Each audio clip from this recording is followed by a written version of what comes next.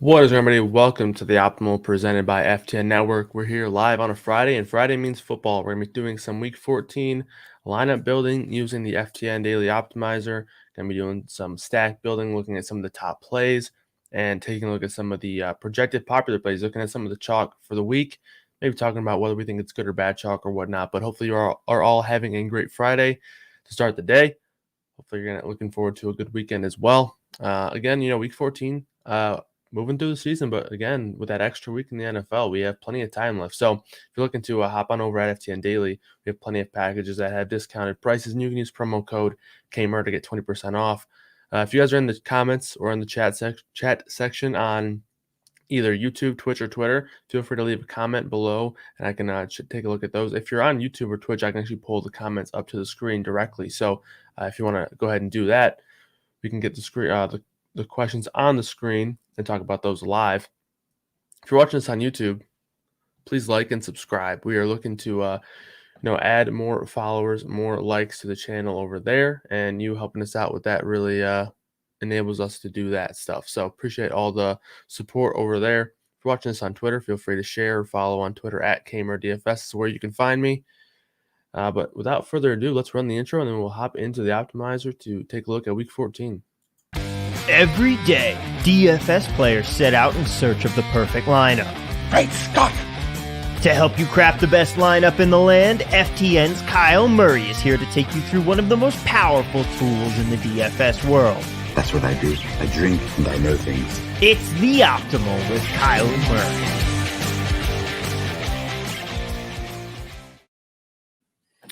All right. Let's hop into the optimizer. We'll be here for the next 25 to 30 minutes or so, breaking down Week 14 of the NFL season. If you guys have any top plays that you're looking forward to playing or want to talk about, feel free to drop those in the chat or in the comment section on YouTube, Twitch, or Twitter, wherever you're watching. You can drop any kind of comment in there, any question, and I will try to respond to those as much as possible. I'm going to follow along on Twitter on my phone because the application doesn't let me pull the Twitter comments up on the screen, which is a bit of a bummer, but I have the Twitter chat section pulled up on my phone now, so I can follow along there as well. So any questions or comments you have, feel free to shoot those in whatever chat section you're watching. Let me zoom in a little bit over here. All right, cool. One thing before we get into the optimizer that I wanted to talk about is the new prize picks tool here. And here come the sirens once again. I'm telling you guys, it's not even a myth anymore at this point. I literally just went live and the sirens are coming already.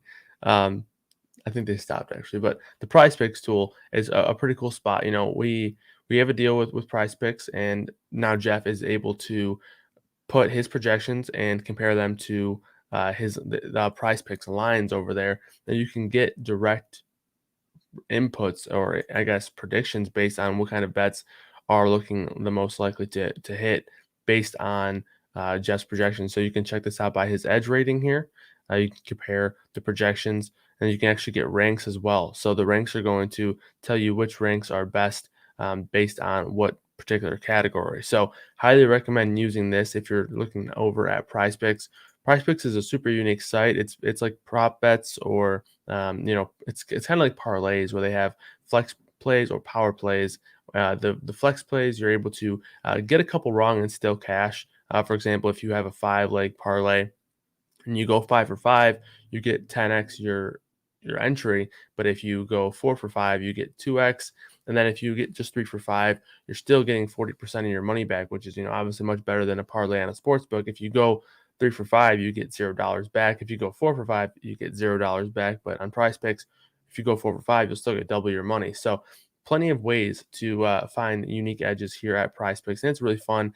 And they don't have certain limitations like some books have. So, for example, if you're looking to make a bet on a particular sports book, you can't do a parlay with 2 props from the same game. Not an issue on Prize Picks. So, highly recommend checking out Prize Picks, and you can use promo code FTN to get a 100% match up to $100. So, highly recommend doing that. But let's hop into the optimizer here. Take a look at Week 14.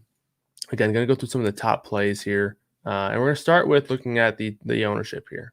So at quarterback, in terms of the projected popular plays, Mr. Taysom Hill. I know we have a lot of a lot of massive Taysom Hill fans out there. So I'm sure that they're going to have a blast rostering Taysom Hill. I just saw someone join the chat that I know is a massive Taysom Hill fan. So Big T, thanks for tuning in. I just saw you pop up, and I know you're pumped to play some Taysom Hill. So yeah, I mean, it makes a ton of sense here. We saw what he did last week, even while throwing, what was it, 4 interceptions, he still posted 28 or so DraftKings points, over 100 yards rushing, threw for 250 and 2 touchdown passes. So plenty of room for him to pay off this cheap 5-6 price tag and a matchup against the Jets. So, typically ownership doesn't get too crazy at the quarterback position, but with a guy like Taysom Hill projecting like such a value, and it's a guy that people like to roster and a guy that people have rostered in the past and done well with, no surprise that he's going to get popular. Second is Cam Newton, though, and this might change now a bit. I just saw a report prior to going live that apparently PJ Walker could potentially get in the mix and get some reps here. That could be fairly interesting.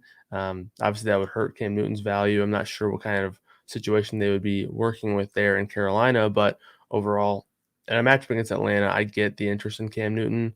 A little bit worried about the quarterback situation now, but I also think that you can get a lot of the passing production by just using DJ Moore. But if you wanted to roster Cam Newton for a little bit of rushing upside, cheap price tag, I understand that as well. And after that, we get into more of the, I guess, the higher end quarterbacks: Josh Allen, Justin Herbert, Patrick Mahomes.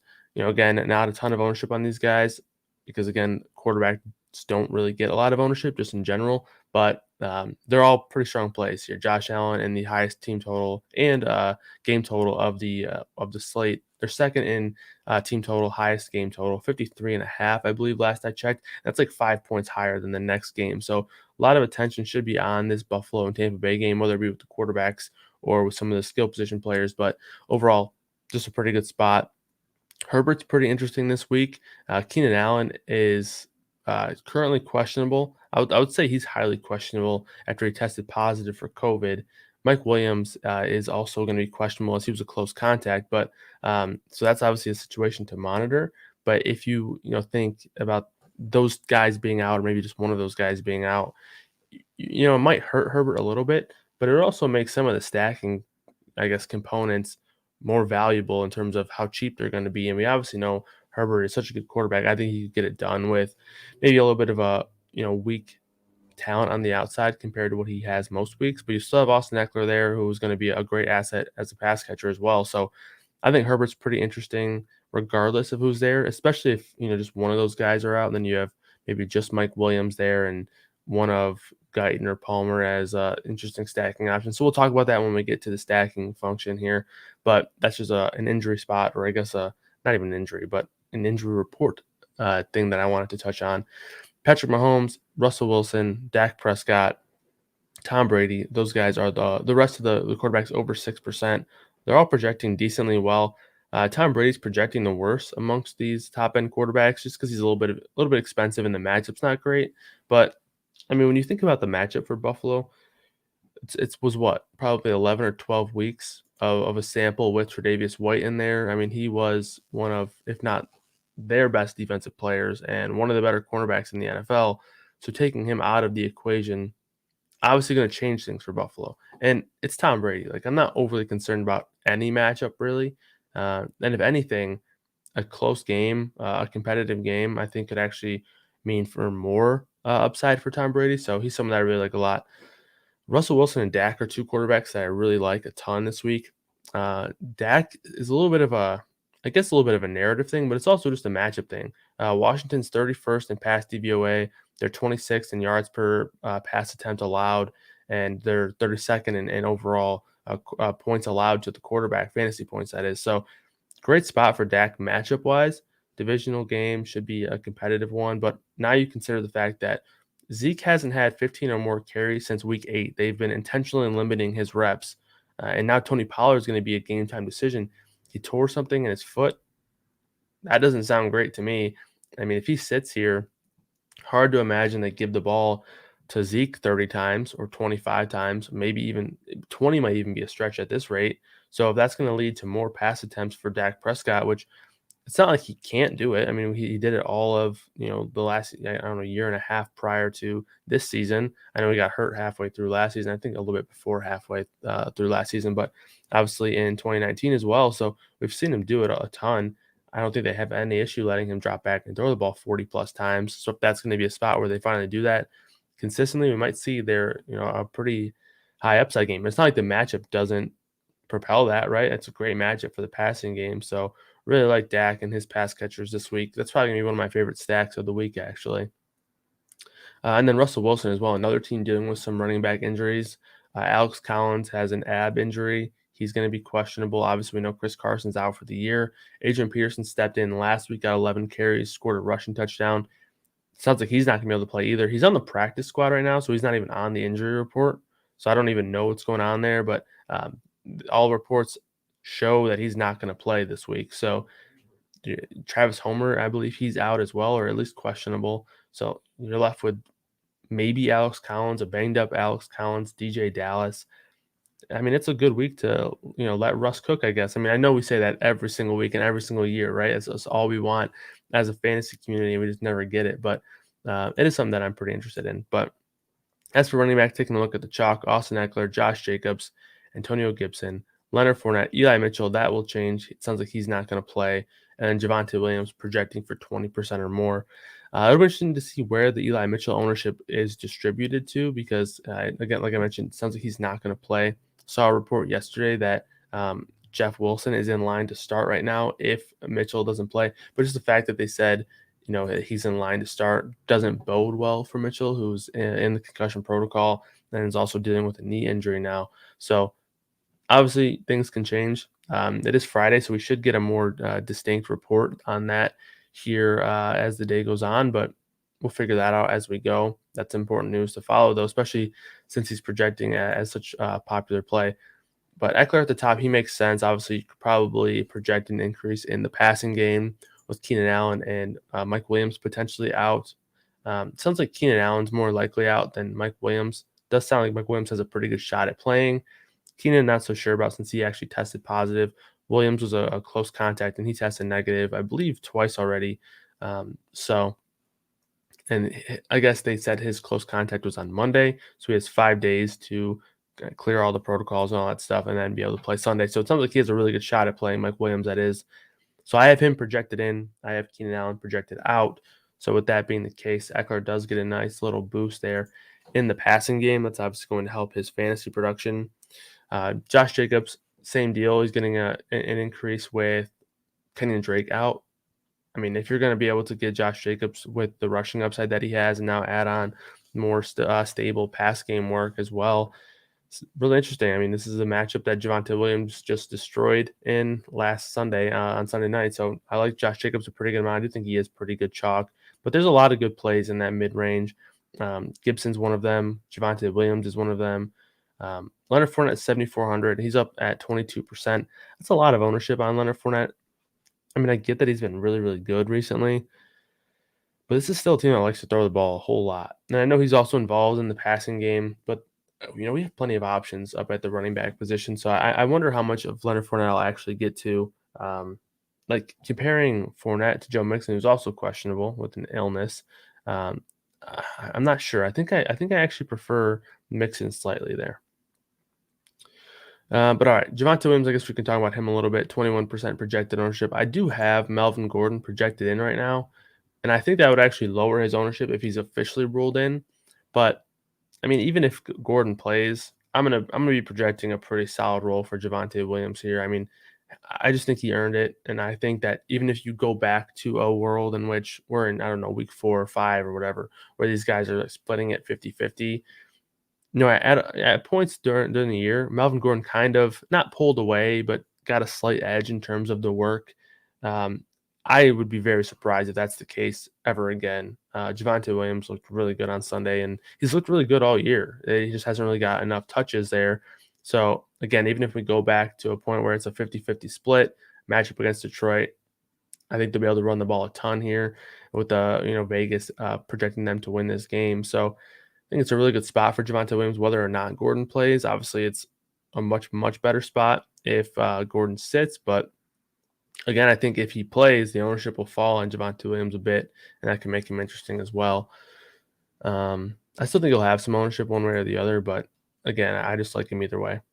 Barkley, I think, is pretty interesting at lower-ish ownership, lower than guys like Jacobs and Gibson and Williams, but he'll still have some ownership on him. But yeah, those are the chalky running back plays. In terms of some contrarian running back plays, you got Alvin Kamara at 9% projected ownership. I really like him. He could be the pivot off of Austin Eckler there. Our guy Alex Blickel wrote up a pretty interesting article about how some of the positions have been performing in terms of when they're popular and based on where they're priced at. And he pulled a lot of data, did a lot of comparing in terms of those positions and those prices. So he actually found that the chalky running backs were actually a little bit more volatile than we initially assumed. So and the mid-tier receivers were actually a really, really good chalk. So that's an interesting thing to take away from that. And that could lead to a spot where we potentially like Alvin Kamara here. We know the matchup's great. Jets have the worst defense in football. They're dead last in every single DVOA category, pass rush and overall.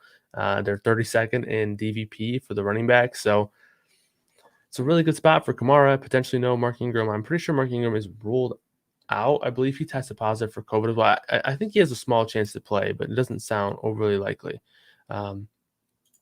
Jeff Wilson on FanDuel at 4.9K if no Mitch and he starts. Yeah, right now I still have Mitchell projected in just because I didn't want to, act too swiftly on, one piece of news about him being in line to start if Mitchell's out.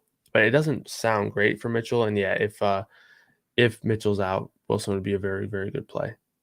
What's his price on DraftKings? You mentioned 4.9 on FanDuel. He's 4.4 on DraftKings. So yeah, that's going to be a pretty good spot for Wilson. And they've shown the willingness to give him the ball. Obviously, what was it, 2 or 3 weeks ago when Mitchell was out, and even when Mitchell returned, they have turned to a bit more of a one running back approach this season with those guys. So very interesting. A couple other low-owned plays I wanted to touch on. James Robinson, I think, is pretty interesting. And then Jamal Williams as well, if DeAndre Swift is also ruled out, which I do think he will be. But Jamal Williams not really projecting that great right now. And I didn't love what I saw last week. But if you wanted to bank on his role changing a little bit, maybe him getting more of involvement in the passing game, I think that makes a ton of sense there. Nobody's going to play him. I mean, he absolutely busted last week, but he had 17 carries. Like, for me, I thought 17 was probably on the high end of what he was going to get in terms of carries, but he only had 1 target, and I thought that was on the severe low end. I thought he was a guy who might have had 4, 5, 6 maybe targets. So if that were to be the case, I think he could be interesting if he can just regain some work in the passing game, but they were mixing in a couple other running backs there, so not sure if that's going to hold on there. James Robinson got benched last week after fumbling, but they brought him back in late in the game in a 30-point loss to get some late fourth quarter carries. Urban Meyer admitted that was just dumb, pretty much, not smart. Great matchup here against Tennessee. I know the DVP is not great, but their rush DVOA has been fairly low. Let me double check on that to see exactly where it is. And again, that's kind of a point where DVP is a little bit misleading, right? Tennessee's 19th against the rush in terms of DVOA and 23rd in overall DVOA. But with the DVP showing them at 3rd, it could simply just be as much as, okay, Tennessee just hasn't faced any running backs that are good or have had good production all year, right? So that's one thing to think about. Last time Robinson played this Tennessee team, he went for over 140 yards, I believe, on the ground, scored a touchdown, didn't get any work in the passing game. He had 1 catch for -2 yards, but the last 4 games, he's had 4 targets or more in each game. And that was even with him being benched last week, he still saw 4 targets. So lots of involvement for James Robinson in both the pass and on the ground. So I like James Robinson a pretty good amount as well. He would be a good pivot, in my opinion, off of some of that mid-tier chalk. But all right, let's head over to wide receivers here. Taking a look at some of the chalk. 2 Chargers guys up at the top. Mike Williams, the optimizer shows him out. I'm still leaving him in. Talked to a couple guys about whether we think he's going to play or not. Seems like a lot of people think he's going to play. So I'm going to leave him projected in. He's currently on the COVID list, but again, like I mentioned, he has 5 days to clear that protocol starting on Monday. So we should know officially tomorrow. So either way, it shouldn't be much of an issue in terms of needing that information. We should have it tomorrow. But I do think he does play, especially since we haven't seen any news about him struggling to clear the protocols or anything. So I think, going back to what I mentioned about Alex's article, and you guys, I wish I could leave a link somewhere, but if you go over to FTN Daily, you can find it in the NFL section. Or if you go to his Twitter or my Twitter, I retweeted it yesterday. You can find it really easily. But he referred to some of this mid-tier wide receiver chalk, and basically he was trying to do a study on seeing if the public is good at identifying strong plays and then how they perform when they are a certain level of ownership, right? And he found that mid-tier wide receivers have been the best chalk so far this season. So that's exactly what Mike Williams is here. He's a mid-tier wide receiver at 6K, and he's going to be chalky. And hey, I think he's a really strong play. Obviously, he's going to be stepping into more targets if Keenan Allen's out. So, yeah, I think that he's a really strong play. Guyton, I think he makes a ton of sense. Him or Palmer, it's kind of tough for me to decide. I don't really have a strong feeling on them. I think they're both pretty strong plays. Palmer's a little bit cheaper and will probably be a little bit lower owned. So I'll probably lean towards Josh Palmer, but I think Guyton's fine as well. And I mentioned mid-tier chalk. DJ Moore, I think, makes a ton of sense. In that last game that they played against Miami, Cam Newton arguably had the worst quarterback performance. I'm not going to say of all time. I'm sure there's been worse, but of the season. At one point, he was 5 for 22 with, I believe, 2 or 3 picks. And DJ Moore still topped 100 yards. I know he had a 60-yard catch in there, but that's kind of what you get with DJ Moore, right? You have big play upside, and you're getting massive amounts of targets. He hasn't had a game with less than 7 targets so far this season, so he's going to be heavily involved. You can count on that. The matchup's really good. So I really like DJ Moore, and he's obviously not going to be impacted by the quarterback change. I mean, he's been playing with bad quarterbacks all year long, especially if you think Sam Darnold's bad. So, I mean, he's been doing pretty well no matter who was under center. So, obviously, at this rate, I guess I would prefer to see Cam Newton just because it seems like Cam Newton's going to feed him the ball a little bit more. But at this point, I think he'll get fed either way, especially with Christian McCaffrey out.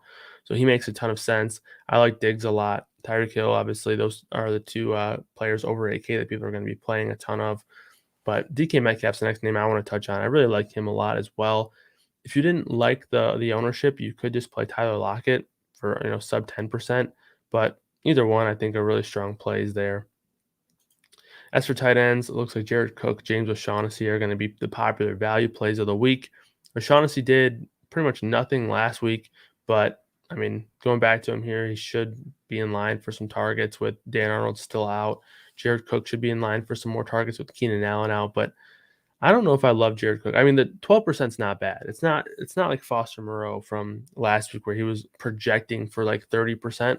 So typically, like when I'm doing these ownership projections, they're more so designed for the large field stuff, which we have single entry ownership projections on the site as well by Alex. So you should go check those out if you're interested in those as well. But if you're building lineups for contests with less than 500 people, I don't know exactly what Moreau got to, but I'm assuming it was probably closer to like 40 or 50, rather than like the 35% he was projecting for and came in around that in the large field stuff. So if Jared Cook's at like 12%. In terms of the ownership projection, and he gets up to like 20, 25, I guess, on the smaller field stuff. I guess it's not terrible. I definitely don't love it, but if you're using Justin Herbert, I guess it's fine. But again, like I think Guyton and Palmer have much higher ceilings there, so you're already getting that value at the wide receiver position. So I would probably just rather do that. But I mean, I guess I understand it. I don't think he's as bad chalk as Moreau was last week. But I also think there's a lot of really good spend ups that are being overlooked. Gronkowski, Austin Hooper, George Kittle, Kyle Pitts, like those guys. Nobody's playing any of these guys. Are all projected for sub 10%. And then Mark Andrews as well. My favorite of the bunch is obviously Travis Kelce. I feel like everyone's going to agree with that. But even like on a point per dollar standpoint, he's probably up there. Probably favor Kittle a little bit. You're saving that $500. If Debo's out, I would probably prefer Kittle there. But I also like Mark Andrews a pretty good amount.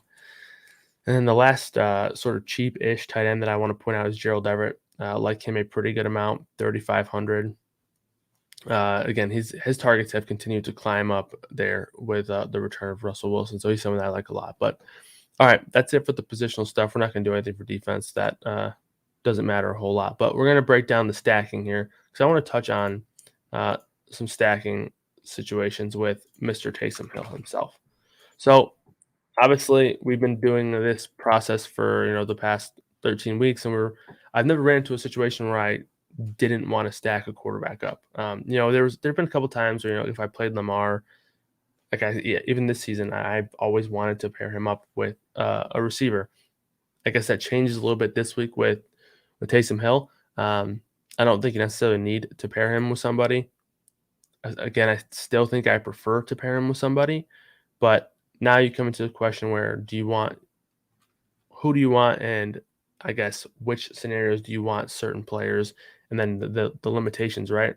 So in this lineup, you're saying no less than one. With this sort of stack, you're saying no less than one stack. So if you're automatically assuming that you want Taysom Hill paired with at least one pass catcher, this is the place to be. I'm not stacking him up with any more than one. I just don't like that at all. We can do we'll say a minimum of one lineup for now, but let's do a game stack here. Tony Jones, 0%.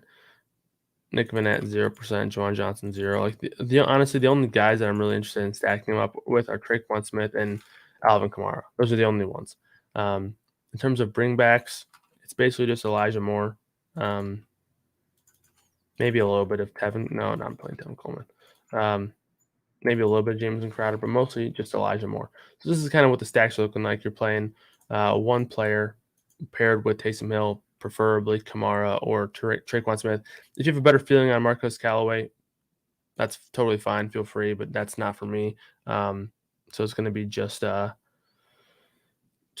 Smith for me. Traquan had 7 targets last week, and Deontay Harris is out, so he's fine. Callaway had 4 targets, I believe, and again with Harris out, maybe you can make a little bit of a case for Callaway. Maybe you bump him to 15% or something. But I think Kamara for me. And then you add that rule.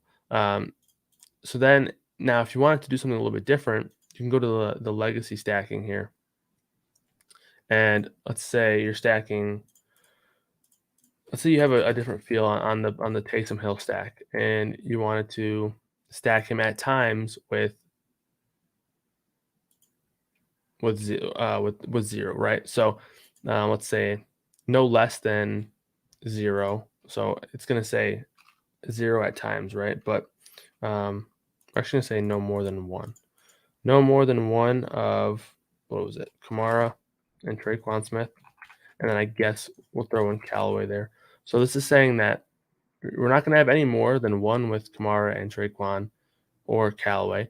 But at times, we're going to have 0 as well.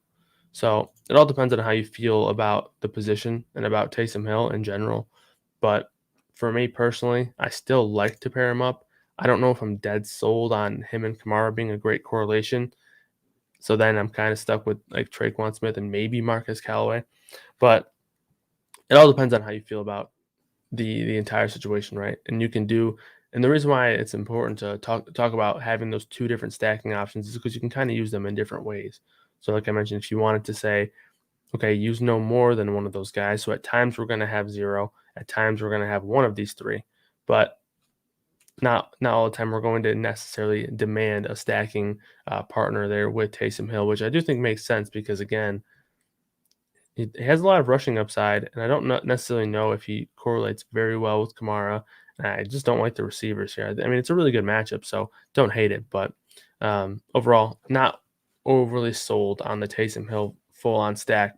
Probably prefer him solo on his own or paired with just one guy. But that's going to do it for today. Half-hour show, per usual. We'll be back on Monday. I think we're going to have some changes taking effect Monday. Getting some stuff set up here. Had to wait for some stuff to ship in and whatnot. But that should be maybe not Monday, but at some point next week, we're going to have some changes to the show.